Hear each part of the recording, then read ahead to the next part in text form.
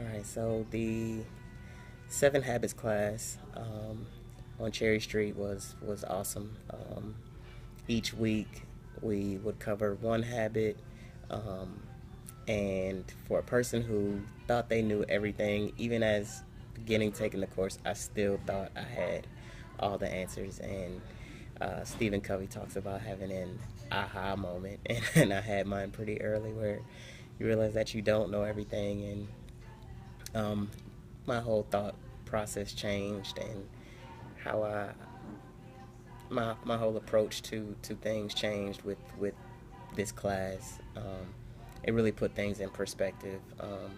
That you know all of the seven habits are great, and it begins with the first one, with being proactive. And I knew that taking this class was definitely a step in the right direction.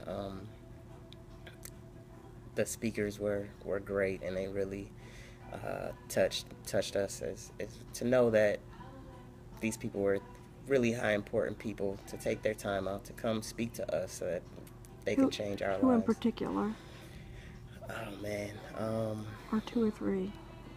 two or three. Say the top two. Okay, there was Joe Budd from the Bud Group came, to hear his story on how they started with a small company. I believe it was landscaping, and now they're doing all of these other, you know, great things. There were,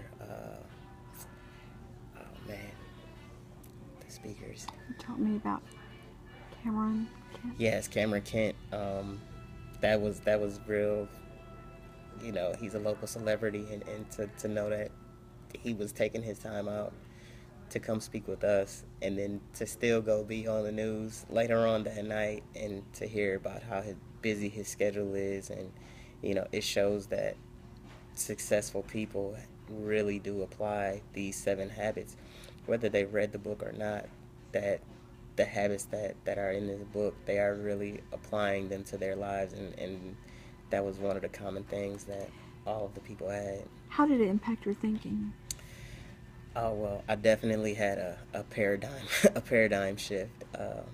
Definitely, um, they talk about uh, picking up one side of the stick. You also pick up the other one, which really made me reflect on some of the actions that I have taken, or that I've in going forward. That when you take an action, there is a consequence, whether it be good or bad, that comes along with that. And now I take that into consideration when the actions that I take. I think about, okay, what is going to be the outcome of this situation, of the action that I take. Whereas before it was, I could do no wrong, and there was no thought to the actions. I was walking around, high, and just I had all the answers. So there was no wrong choices. How did it impact So, your relationships?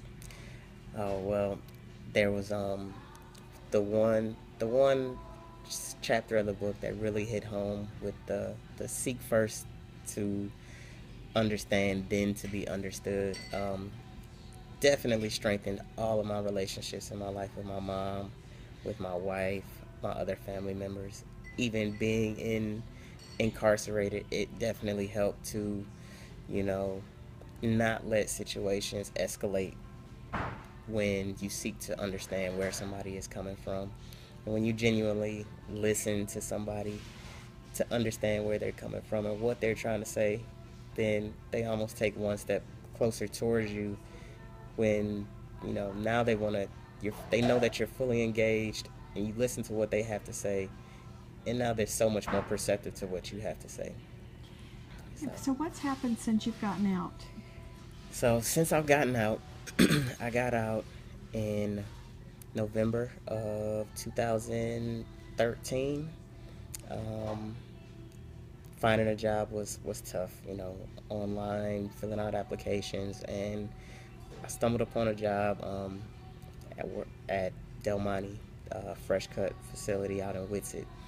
And I started there thinking I was going to go in there stacking boxes, or whatever they were going to have me to do. But it just so happened they had a position open for a data entry position, and they saw my resume, and they were just like, there's got to be a catch. This is too good to be true.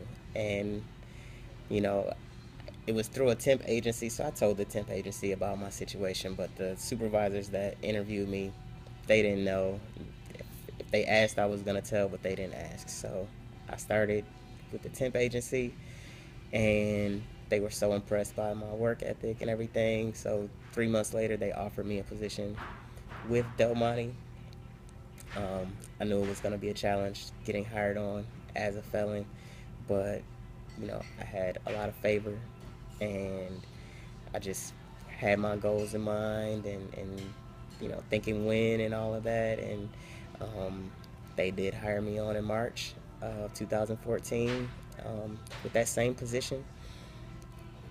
The summer they offered me a uh, another position as a production foreman. So now I am currently a supervisor. I do scheduling. I have employees, and I've just grown so much each day. Being there. And what about your personal life? What you're doing with your wife? What kind of activities? So yeah, I enjoy being my wife. We go to church. We spending time with my daughter is awesome. All three of us, and my mom is not too far, and my personal life is just so much more fulfilling than it used to be. You know, putting family first, and making time for the more important things in life is so much more a priority to me right now. So life is good. Yes, life is good.